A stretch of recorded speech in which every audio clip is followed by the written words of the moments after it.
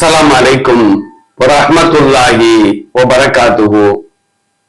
அல்ஹம்துலில்லாஹ் வஸ்ஸலாத்து வஸ்ஸலாமு அலா ரசூலில்லாஹி அம்மா பஅத்.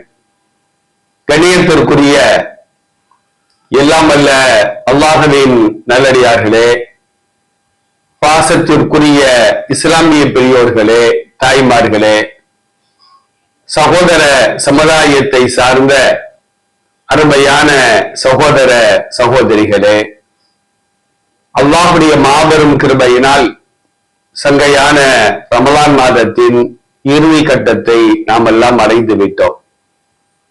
இந்த நேரத்திலே இஸ்லாமிய சமுதாயத்தில் வாழக்கூடிய செல்வந்தர்கள் தங்கள் பொருளாதாரத்தில் கடமையாக்கப்பட்டுள்ள ஜக்காத்தை கணக்கிட்டு குறிப்பிட்ட 8 வகையினருக்கு வழங்கி வரக்கூடிய ஒரு சூழலை நாம் சமுதாயத்திலே கண்கூடாக பார்த்து வருகின்றோம். இஸ்லாமிய 5 பெரும் கடமைகளில் ஜக்காத் என்பதும் ஒரு கடமை. ஒவ்வொரு கடமைகளும் ஒவ்வொரு நோக்கத்திற்காக இஸ்லாம் அதை கடமையாக்கி இருக்கிறது. அந்த அடிப்படையிலே ஜக்காத் என்பது ஏழ்மையை விரட்டுவதற்காக கடமையாக்கப்பட்ட ஒரு கடமை என்பதை அல்லாஹ் ரப்பல் ஆலமீனும் நபிகள் நாயகம் ஸல்லல்லாஹு அலைஹி வஸல்லம் அவர்களும் கூறுவார்கள். இந்த ஜக்காத் யாருக்கு கடமை என்பதை நாம் பார்த்தால் அவர் முஸ்லிமாக இருக்க வேண்டும், ஒன்று. இரண்டாவது, யாரிடத்தில் பொருளாதாரம் இருக்கிறதோ அவர் பருவ வயதை அடைந்தவராக இருக்க வேண்டும். மூன்றாவது, அவர் யாருக்கும் அடிமையாக இருப்பது கூடாது, புத்தி சுவாதீனம் உள்ளவராக இருக்க வேண்டும். பொருளின் மீது முழுமையான உரிமை பெற்றிருக்க வேண்டும். குறிப்பிட்ட அளவை அந்த பொருளாதாரம் அடைந்திருக்க வேண்டும். அதாவது தங்கமாக இருந்தால் 87 கிராம் தங்கம் இருக்க வேண்டும். வெள்ளியாக இருந்தால் 612 கிராம் எடை உள்ளதாக இருக்க வேண்டும். தங்கமும் இல்லை, வெள்ளியும் இல்லை, பணமாக வைத்திருந்தால் 612 கிராம் வெள்ளியின் அளவு இன்றைக்கு என்ன விலையோ அந்த விலை, அந்த பணம் அவர் கையில் இருக்குமானால் அது ஒரு வருடம் அவருடைய கையிலே இருக்க வேண்டும். 87 கிராமாக இருந்தாலும் சரிதான், தங்கமாக இருந்தாலும் சரிதான், 612 கிராம் வெள்ளியாக இருந்தாலும் சரிதான், அல்லது 612 கிராம் வெள்ளியின் அளவு பணமாக இருந்தாலும் சரிதான், அது அவர் கையில் ஒரு வருடம் இருக்க வேண்டும். இடையில் கூடுதல் குறைகள் ஏற்பட்டாலும் கூட ஒரு வருடம் கழித்து அந்த 612 கிராம் வெள்ளியோ 87 கிராம் தங்கமோ அல்லது வெள்ளியின் அளவிற்கு பணமோ அவர் கையில் இருக்குமானால் அதில் அவர் கணக்கிட்டு 2.5% குறிப்பிட்ட 8 வகையினருக்கு அவர் ஜக்காத்தை கொடுக்க வேண்டும் என்று நபிகள் நாயகம் ஸல்லல்லாஹு அலைஹி வஸல்லம் அவர்கள் கூறுவார்கள். இந்த தங்கம், வெள்ளி, பணம், ஆடு, மாடு, ஒட்டகம் இவைகளில் தான் ஜக்காத்து கடமை. இது அல்லாம அந்த தங்கத்தை நாம் ஆபரணமாக அணிந்திருந்தாலும் சரிதான், அல்லது வீட்டில் கழட்டி வைத்திருந்தாலும் சரிதான், அல்லது வங்கியிலே பாதுகாப்பு அறையில் வைத்திருந்தாலும் சரிதான், அவைகள் நம்முடைய பொருள்கள் தான். எனவே அந்த பொருள்களுக்கு உரிய ஜக்காத்தை நாம் வழங்கியே தீர வேண்டும். இப்ப தங்கம் 87 கிராம் இல்லை, 40 கிராம் தான் இருக்கிறது. வெள்ளி 612 கிராம் இல்லை, ஒரு 300 கிராம் இருக்கிறது. பணமும் அந்த அளவிற்கு இல்லை. இப்ப எதுவுமே ஜக்காத்து கடமையாகாது, தனித்தனியாக நாம் பார்க்க வேண்டும். தங்கமாக இருந்தால் அது 87 கிராம், வெள்ளியாக இருந்தால் அது 612 கிராம், பணமாக இருந்தால் 612 கிராம் வெள்ளியின் ரேட்டு, அந்த விலை இருக்க வேண்டும். மூன்றையும் இணைத்து பார்ப்பது கூட, தனித்தனியாகத்தான் பார்க்க வேண்டும் என்று இஸ்லாம் கூறுகிறது. அதே நேரத்துல நம்மளுக்கு ஒரு ஆள் ஒரு 10 லட்சம் ரூபாய் கடன் தரணும்னு வச்சுக்கிடுவோம். அந்த 10 லட்சம் அதற்கு அவர் தரவில்லை என்றால் நமக்கு 10 லட்சம் ரூபாய் ஜகாத்துடைய நிசாப் வருதுன்னா அந்த 10 லட்சத்தை கழிக்க கூடாது. வராத கடனை ஜக்காத்தில் கழிப்பது கூடாது. அதை ஜக்காத்தா வச்சுக்கோ, நான் என் பொருளுக்கு நான் ஜக்காத்தை கொடுக்க மாட்டேன் என்று சொல்வது கூட. என்றைக்கு கையில் வருகிறதோ அதை வாங்கி அப்புறமா தான் நம்ம ஜக்காத்தை கொடுக்க வேண்டுமே தவிர வராத கடனை ஜக்காத்தில் கழிப்பது கூடாது என்பதையும் மார்க்கம் சொல்லி காட்டுகிறது. அசையா சொத்துக்கள், அதாவது வீடு, நிலம், சொந்த பயன்பாட்டிற்காக நாம் வைத்திருக்கிறோம் என்றால் அவைகளுக்கு ஜக்காத்து கிடையாது. ஒரு ஆள்கிட்ட 10 வீடு இருக்குது, ஒரு 10 ஏக்கர் நிலம் வச்சிருக்காருன்னு வச்சுக்கிறோம். சொந்த பயனுக்காக வைத்திருக்கிறார், விற்கின்ற நோக்கம் அல்ல அப்படின்னா அவைகளுக்கு ஜக்காத்து கிடையாது. ஆனால் 10 வீடுகளில் ஒரு வீடு தனக்கும் 9 வீடுகள் விற்பனைக்கும், அந்த 10 ஏக்கர் நிலம் விற்பனைக்கும் என்ற எண்ணத்தில் அவர் வைத்திருந்தால் அவைகளுக்கு நாம் ஜக்காத்தை கொடுத்தாக வேண்டும். விற்பனைக்குன்னு வச்சுட்டோம் அப்படின்னா அந்த 9 வீடுகள் என்ன ரேட்டு போகும் பார்க்கணும், அந்த 10 ஏக்கர் நிலம் என்ன ரேட்டு போகும் பார்க்கணும். அந்த பணத்தில் 2.5% ஜக்காத்தாக கொடுக்க வேண்டும். அதே நேரத்துல சொந்தமாக காரு, பைக்கு, பங்களா இவைகள் வைத்திருந்தால் அவைகளுக்கு ஜக்காத்து கிடையாது என்பதையும் ஞாபகத்தில் வைத்துக் கொள்ள வேண்டும். சில பேர் இந்த நோம்பு கஞ்சி காய்ச்சுவதற்காக, சகர் சாப்பாடு போடுவதற்காக, பள்ளிவாசல் மதரசாக்கள் கட்டுவதற்காக, அவைகள் மராமத்து வேலை செய்வதற்காக, வெள்ளை அடிப்பதற்காக, பெயிண்ட் அடிப்பதற்காக, அந்த பள்ளிவாசல்களிலே பணியாற்றக்கூடிய இமாம்களுக்கும் அதீன்களுக்கும் மற்ற பணியாளர்களுக்கும் சம்பளம் கொடுப்பதற்காக ஜக்காத்தை என்ன செய்யறாங்களா, வசூல் பண்றாங்க. அவர்களுக்கு ஜக்காத்தை கொடுப்பது கூடாது.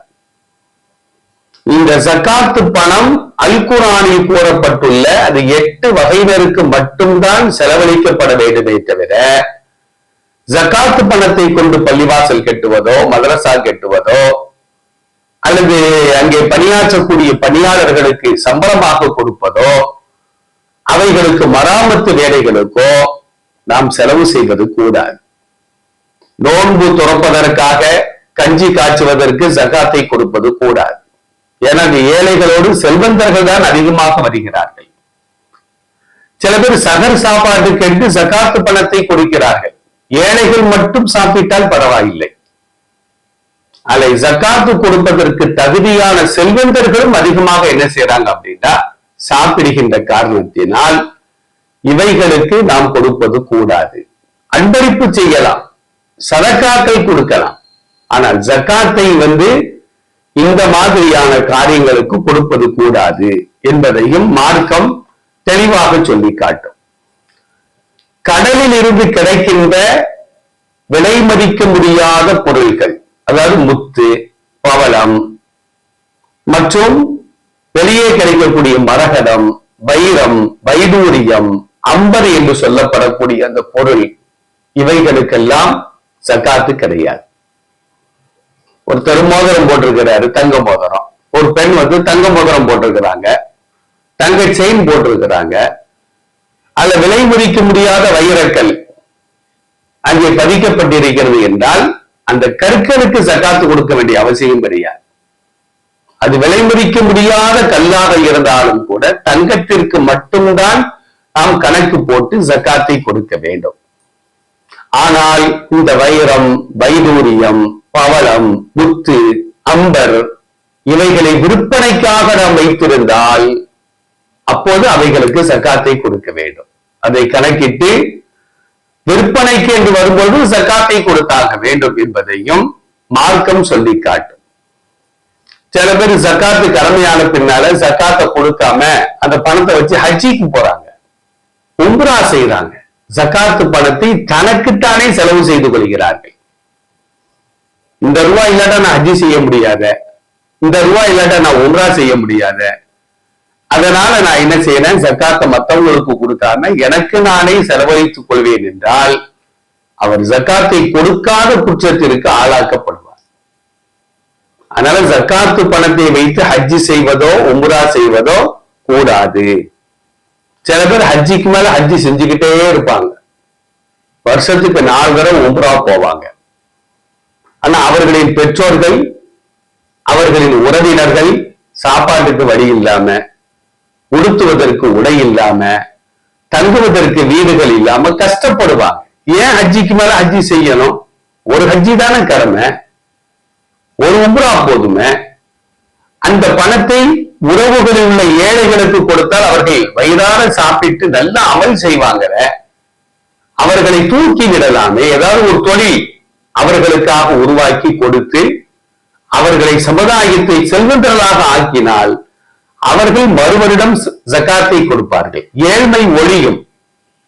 அது எல்லாம் கவனிக்காம வருஷம் வருஷம் ஹஜ்ஜிக்கு போறது, வருஷம் வருஷம் உம்ரா செய்கிறது, அத்தா அம்மாவை கவனிக்கிறது இல்ல, அண்ணன் தம்பிகளை கவனிக்கிறது இல்ல, அண்டை வீட்டார் பசித்திருப்பார்கள் அவர்களை கவனிப்பது கிடையாது. இதுல வேற ஜக்காத்து பணத்துல என்ன செய்யறது, ஹஜ்ஜிக்கு போறது, உம்ராவுக்கு போறது, சுற்றுலா போறது, இதெல்லாம் மார்க்கத்தில் கூடாத காரியம் என்பதை நாம் விளங்கி வைத்துக் கொள்ள வேண்டும். ஒரு வருடம், இந்த வருடம் ஜக்காத்து கடமையானால் இந்த வருடமே அதை கொடுத்து கழித்து விட வேண்டும். ஜக்காத்து சில இடங்கள் என்ன செய்யறாங்கன்னா ஜக்காத்தை வசூல் செய்கிறார்கள், வசூல் செய்து 10 வருஷமா அந்த ஃபண்ட் அப்படியே வச்சிருக்கிறாங்க. சில ஊர்கள்ல சில நிறுவனங்கள் என்ன செய்யுது அப்படின்னா, எங்களிடம் ஜக்காத்தை தாருங்கள், நாங்கள் உரியவரிடம் ஒப்படைத்து விடுகிறோம் அப்படின்னு சொல்லி ஜக்காத்தை ஃபுல்லா வசூல் பண்ணி ஒரு 10 லட்சம் ரூபாய் வசூல் பண்றாங்க அப்படின்னா 1 லட்சத்தை மட்டும் ஏழைகளுக்கு கொடுத்துட்டு 9 லட்சத்தை பத்திரமா வச்சிருந்தாங்க. இது கூடாது. அந்த ஆண்டு வசூல் செய்யப்பட்ட ஜக்காத்தை அந்த ஆண்டு ஏழைகளுக்கு நாம் கொடுத்து விட வேண்டும். பிச்சு பிச்சு நாம கொடுக்க கூடாது. ஒரு ஏழை அவர் என்ன செய்யறாரு அப்படின்னா, எனக்கு ஏதாவது ஒரு சின்ன கடை வச்சு தாங்க, நான் அதை வச்சு பிழைப்பு நடத்தி கொள்கிறேன் அப்படின்னா அவருக்கு ஒரு சின்ன கடை வச்சு கொடுத்துடணும். அவர் கடை வச்சு வியாபாரம் செய்து அவர் பொருளை சேகரித்து சில ஆண்டுகள்ல அவர் ஜக்காத்தை கொடுக்கிற அளவுக்கு என்ன செய்வார் அப்படின்னா உயர்ந்து விடுவார். இங்க 1000 ரூபாய்க்கு 5 ரூபாயா மாத்தி என்ன செய்யறது அப்படின்னா 5 ரூபாயா கொடுத்தா வாங்குறவர் 5 ரூபாயை வச்சு என்ன செய்வாரு?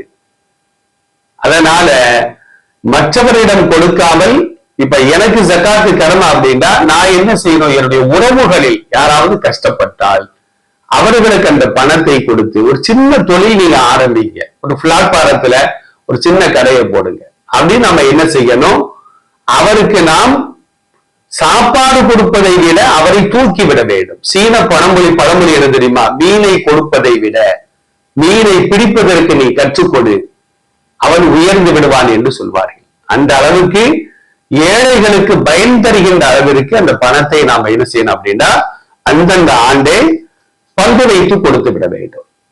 அடுத்து என்ன அப்படின்னா, ஒரு ஆடவருக்கு ஜக்காத்து கடமை, மனைவிக்கு ஜக்காத்து கொடுப்பது கூடாது, பெற்றோர்களுக்கு ஜக்காத்தை கொடுப்பது கூடாது, மகன்களுக்கு ஜக்காத்தை கொடுப்பது கூடாது.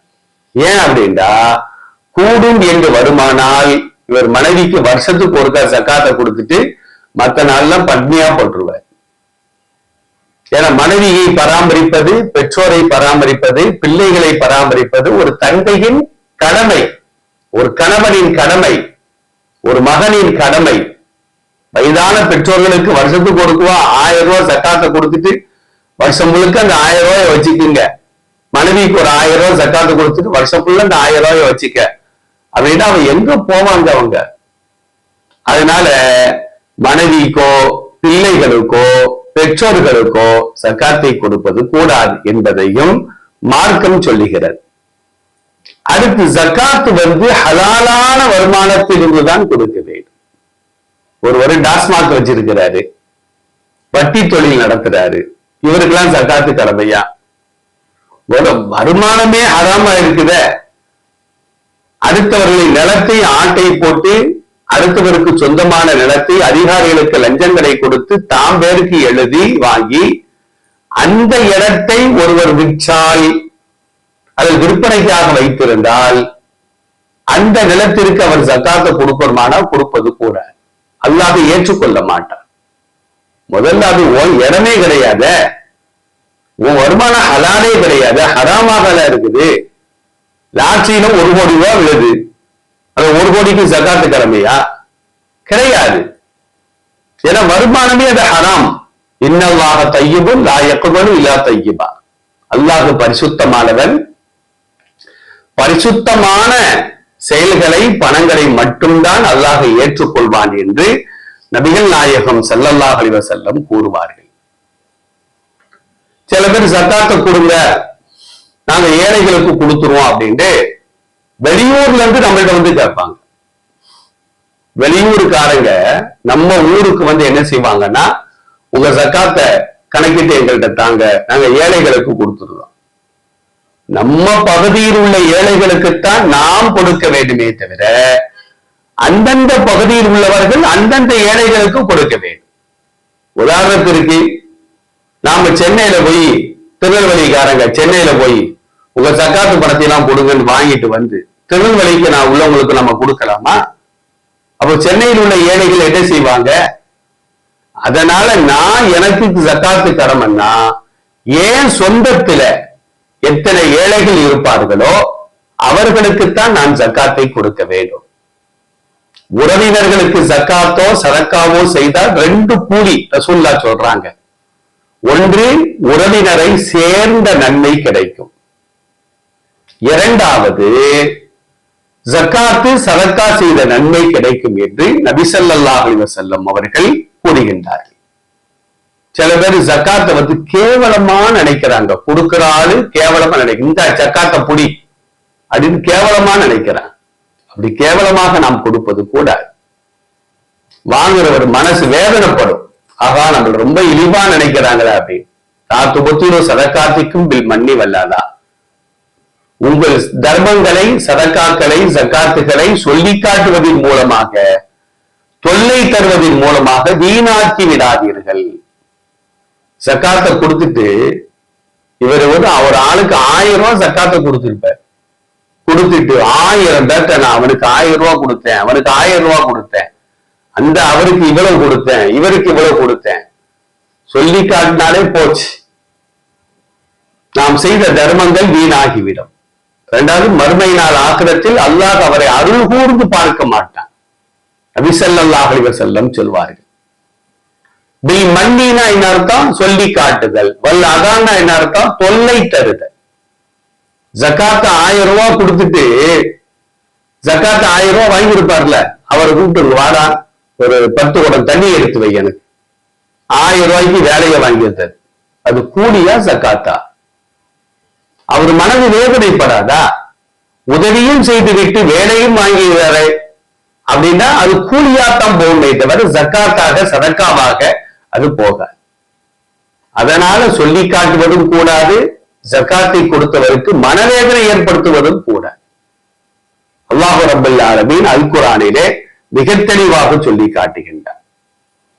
இன்னும் சில பேர் என்ன செய்யறாங்க அப்படின்னா, ஜக்காத்து கொடுக்கிறோங்கிற பேர்ல இந்த ஜக்காத்துக்கு கைலிகள், சேலைகள் விற்பனைக்கு வந்திருக்கிறது.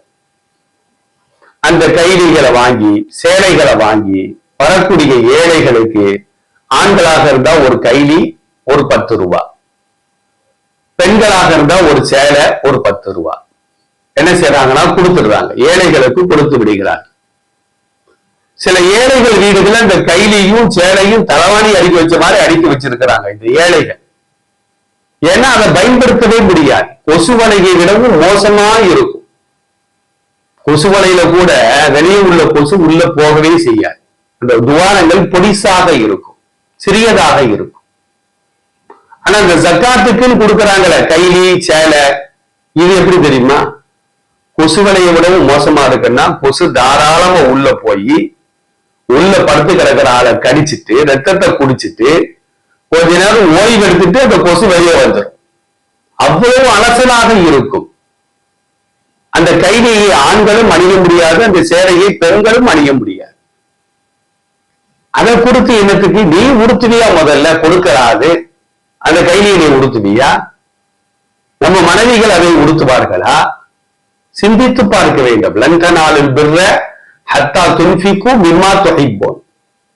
நீங்கள் பிரியப்படுகின்ற ஒன்றை அல்லாஹ்வின் பாதையிலே செலவு செய்யாத வரையிலும் நன்மையை பெற்றுக்கொள்ளவே முடியாது என்று அல்லாஹ் அல் குர்ஆனிலே சொல்லி காட்டுகின்றானே.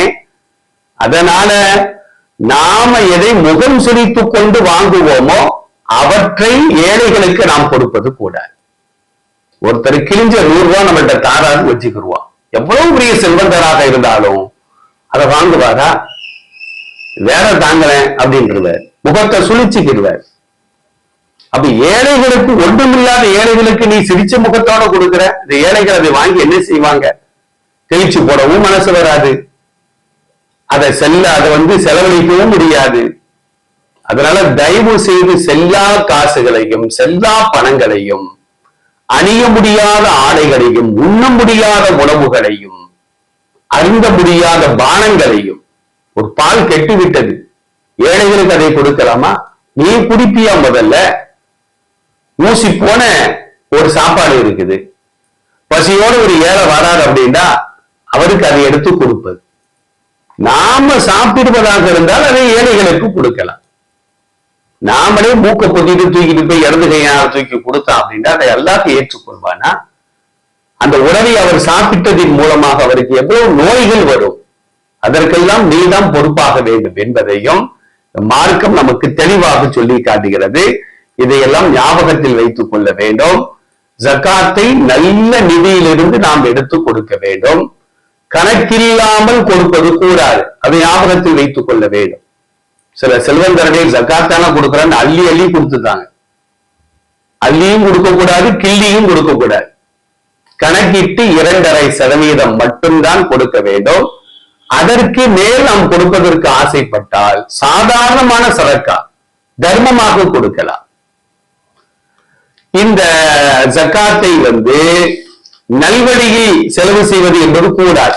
அல்லாஹ் ரப்பல் ஆலமீன் அல் குர்ஆன்ல ஒரு வசனத்திலே சொல்லுகின்ற பொழுது என்ன சொல்றான் அப்படின்னா, 9வது அத்தியாயம் 60வது வசனத்துல இன்னம சதகாத்து, ஜகாத்துகள் ஆகிறது லில் ஃபுகரா, யாசிப்பவர்களுக்கு நாம் கொடுக்க வேண்டும். வல் மசாகீன், ஏழைகளுக்கு கொடுக்க வேண்டும். ஃபகீர் யாசிப்பவர், மிஸ்கீன் அப்படின்னா ஏழை. ஃபகீர் வேற, மிஸ்கீன் வேற, ரெண்டுக்கும் வித்தியாசம் இருக்கு. மிஸ்கீன்னா என்ன அர்த்தம் தெரியுமா? அன்றைக்கு அவருக்கு எவ்வளவு தேவைப்படுமோ அதில் பாதியோ கால்வாசியோ அவற்றை இருக்கும், மீத பாதியோ மீத முக்கால்வாசியோ அவற்றை இருக்க. இப்போ உதாரணத்திற்கு இன்னைக்கு 100 ரூபாய் அவருக்கு தேவைப்படுது அப்படின்னா 50 ரூபாய் இருக்கும், அல்லது 25 ரூபாய் அவர் கையில இருக்கும். இவர் தான் மிஸ்கீன். ஃபகீர்னா என்ன அர்த்தம்? 100 ரூபாய் தேவைப்படும், 1 ரூபாய் கூட கையில இருக்காது. அப்ப ஏழையை விட, மிஸ்கீனை விட ஃபகீர் ரொம்ப ரொம்ப கீழ்த்தரமான வசதியில் உள்ளவர். கீழ்த்தரம்னா தப்பா நம்ம சொல்லல, ரொம்ப ரொம்ப தேவைப்படக்கூடியவராக இருப்பார். எனவேதான் அல்லாஹ் ரப்பல் ஆலமீன் ஃபகீர்களை முற்படுத்துகின்றார். லில் ஃபுகரா, ஏழைகளுக்கு, யாசிப்பவர்களுக்கு, வல் மசாகீன், ஏழைகளுக்கு, வல் ஆமிலீன அலைஹா, இந்த ஜக்காத்தை வசூல் பண்ணுவாங்களே, வரி வசூல் பண்ணக்கூடிய அதிகாரிகள், அவர்களுக்கும் ஜக்காத் ஃபண்டில் இருந்து சம்பளம் கொடுக்கலாம். 3வது. 4வது வல் முஅல்லஃபத்தி குலூபுஹும், உள்ளங்கள் ஈர்க்கப்பட வேண்டியவர்கள். அதாவது இவர்கள் முஸ்லிம்கள் அல்ல, இஸ்லாத்திற்கு அப்பாற்பட்டவர்கள். இஸ்லாத்திற்கு வரலான்னு நினைக்கிறாங்க, பணம் தான் அவங்களுக்கு தடையா இருக்கு. தந்தை சொல்லுகின்றார் மகனை பார்த்து, நீ இஸ்லாத்திற்கு செல்வதாக இருந்தால் வீட்டு கடனைலாம் அடைச்சிருக்கா, நீ இஸ்லாத்துக்கு போகணும் அப்படிங்கிறார். இப்ப அவர் இஸ்லாத்திற்கு வர ரெடியா இருக்கிறாரு, பணம் தடையாக இருக்கிறது என்றால் அப்ப அவரை சந்தித்து ஜக்காத்து கடமையானவர்கள் என்ன செய்யலாம்? உனக்கு எவ்வளவுப்பா கடன் இருக்குது, உங்க அப்பாவுக்கு எவ்வளவுப்பா கொடுக்கணும், நாங்க அந்த பணத்தை தாரோம், நீ அந்த பணத்தை கொடுத்து விட்டு இஸ்லாத்திற்கு வந்துவிடு. நபி ஸல்லல்லாஹு அலைஹி வஸல்லம் அவர்கள் ஹுனைன் யுத்தத்துல சஃபான் இப்னு உமையா ரலியல்லாஹு அன்ஹு அப்ப இஸ்லாத்துக்கு வரல. இவங்களுக்கு இந்த நிலைமை ஏற்படுது. பணம் தான் அவர்களுக்கு தடையாக இருக்கிறது. உடைய யுத்தத்துல எதிரி அணியில இவர் இருக்கிறார். நபி ஸல்லல்லாஹு அலைஹி வஸல்லம் கனிமத்து பொருளை அவருக்கு கொடுத்து நீங்க இஸ்லாத்திற்கு வந்துருங்க அப்படின்னு அழைத்ததாக முஸ்லிம்ல 4277வது செய்தியாக பதிவு செய்யப்படுகிறது. இது 4வது. 5வது என்ன அப்படின்னா வஃபீர் ரிகாப், அடிமைகளை உரிமை விடுவதற்கு. இன்னைக்கு அடிமைகள் இல்ல, சிறைச்சாலையில் அநியாயமா ஒருத்தர் அடைக்கப்பட்டிருக்கிறாரு, வக்கீல் ஃபீஸ் கொடுக்கணும், வாய்தாவுக்கு ஃபீஸ் கொடுக்கணும், கோர்ட்டுக்கு பணம் கட்டணும், இதெல்லாம் கெட்டுதான் அவர் விடுதலை ஆகிறார் அப்படின்னா அவருக்கு நாம என்ன செய்யலாம்? தாராளமாக ஜக்காத்துடைய பணத்தை கொடுக்கலாம். வல்காரிமீன், நல்ல விஷயங்களுக்காக கடன் வாங்கி கடனை அடைக்க முடியாதவர், கல்விக்காக வேண்டி கடன் வாங்கியிருக்கிறார், அல்லது பெற்றோருக்கோ மனைவி மக்களுக்கோ சுகமில்லை அப்படின்ட்டு கடன் வாங்கி இருக்கிறார், அந்த கடனை அவரால் அடைக்க முடியல, கடன்ல மூழ்கி கிடக்கிறார் அப்படின்னா இவரை ஜக்காத்துடைய பணத்தை கொடுத்து கடனை விட்டு வெளியே கொண்டு வர வேண்டும். அநியாயமா ஒருத்தன் கடன் வாங்கி சிக்கல்ல மாட்டியிருக்கான்னு வச்சுக்கிறோம், ஆடம்பரமா திருமணம் செய்யணும், ஆடம்பரமா வீடு கட்டணும், ஆடம்பரமான காரு, இன்னைக்கு எல்லாம் பெரும்பாலும் அப்படிதான் உட்கார்ந்துட்டு இருக்குது. பெரிய பங்களா பெரிய கார்ல போறாரு அப்படின்னு நம்ம நினைக்கிறோம், எல்லாம் கடன்ல தான் ஓடிக்கிட்டு இருக்கு. இந்த மாதிரி ஆடம்பர விஷயங்களுக்காக ஒருவர் கடன் வாங்கி இருந்தால் அவருக்கு கொடுப்பது கூடாது. ஏன்னா இன்னைக்கு நாம கொடுத்துருவோம், நாளைக்கு ஒரு ஆடம்பரமா ஒரு கார் வாங்குவாரு, கடன் ஆயிட்டு பணத்தை தாங்கன்னு கேட்பாரு. அதனால ஆடம்பரங்களுக்கு என்றைக்குமே இஸ்லாம் அனுமதி வழங்கவில்லை, அது ஞாபகத்தில் வைத்துக் கொள்ள வேண்டும். அல்லாஹ்வின் பாதையிலே செல்லக்கூடியவர்களுக்கு மார்க்க கல்வி கற்பதற்காக ஒரு மாணவன் ஒரு மாணவி மதரசாக்களுக்கு செல்கிறார்கள் என்றால் அவர்களுக்கு ஆடை இல்லை, அந்த புத்தகங்கள் அரபு கிதாபுகள் வாங்குவதற்கு பணம் இல்லை, அல்லது உணவுக்கு பணம் இல்லை என்று சொன்னால் அந்த மாணவ மாணவியருக்கு தாராளமா ஜக்காத்துடைய பணத்தை நாம் கொடுக்கலாம். ஆசிரியர்களுக்கு சம்பளமா தான் கொடுக்க கூடாது, ஆசிரியர்கள் கஷ்டப்பட்டா அவங்களுக்கு சும்மா வேணா கொடுக்கலாம் ஜக்காத்து பணத்தை. தோல் விற்ற காசை கூட, குர்பானி தோல் விற்ற காசை கூட ஏழைகளுக்குத்தான் கொடுக்க வேண்டும். இன்னைக்கு பெரும்பாலான மதரசாக்கள் பள்ளிவாசல்கள் ஒவ்வொரு வருஷமும் மாடி மாடியா உயருது அப்படின்னா என்ன அர்த்தம்? தோல் விற்ற பணத்துலதான் அந்த பள்ளிவாசலே கட்டுறாங்க. அதே ஒரு ஹராம், ஞாபகத்தில் வைத்துக் கொள்ள வேண்டும். 8வது நபராக அல்லாஹ் சொல்லுகின்றான் வழிப்போக்கர்கள். ஒரு பெரிய கோடீஸ்வரர் பயணம் செய்யும் போது எல்லா பொருளையும் இழந்து விட்டார், இவர் ஊருக்கு போகணும், ஆனா கையில ஒரு காசு இல்லை. இப்ப இவருக்கு நம்ம ஜக்காத்து பணத்தை கொடுக்கலாம். அம்மாதிரி நாடோடிகள், அவங்களுக்கு சொந்தமா ஊரும் கிடையாது நாடு கிடையாது, வருவாங்க போவாங்க போயிட்டே இருப்பாங்க, இவர்களுக்கும் உணவிற்காக உடைக்காக அந்த பணத்தை கொடுக்கலாம் என்று அல்லாஹ் ரப்பல் ஆலமீன் இந்த வசனங்களிலே சொல்லுகின்றான். இவர்களுக்கு மட்டும்தான் 2.5% கணக்கிட்டு நாம் கொடுக்க வேண்டும். சகோதர சமுதாயத்தவர்களுக்கு ஜக்காத்து பணத்தை கொடுப்பது கூடாது. சதகத்துல் ஃபித்ர், நீங்க 1 கிலோ 600 கிராம் அரிசியோ மற்ற தானியங்களோ பெருநாளைக்கு முன்பே இப்பமே நம்ம கொடுக்கலாம். இன்ஷா அல்லாஹ் அது சம்பந்தமாக நாளைக்கு பார்ப்போம். அப்ப இந்த ஜக்காத்து பணத்தை கணக்கிட்டு 2% இந்த 8 வகையினருக்கு நாம் கொடுக்க வேண்டும் என்பதை அல்லாஹ் ரப்பல் ஆலமீன் அல் குர்ஆனிலே சொல்லி காட்டுகின்றான். இதை ஞாபகத்தில் வைத்துக் கொள்வோம். ஜக்காத்தை இந்த சமுதாயம் ஒழுங்காக கொடுக்கவில்லை என்றால் பசி பட்டினி பஞ்சம் ஏற்படும் என்பதையும் நபி ஸல்லல்லாஹு அலைஹி வஸல்லம் ஒரு ஹதீஸின் மூலமாக சொல்கிறார்கள். அல்லாஹ் ரப்பல் ஆலமீன் ஜக்காத்தை கணக்கிட்டு கொடுத்து அதன் மூலமாக ஏழைகள் செல்வந்தர்களாக ஏழ்மை ஒழிக்கப்பட வேண்டும் என்பதை இந்த நேரத்தில் நாம் பிரார்த்தனையாக செய்து கொள்வோம். அல்லாஹ் நாம் செய்யக்கூடிய வணக்க வழிபாடுகளை ஏற்றுக்கொள்வானாக. அஸ்ஸலாமு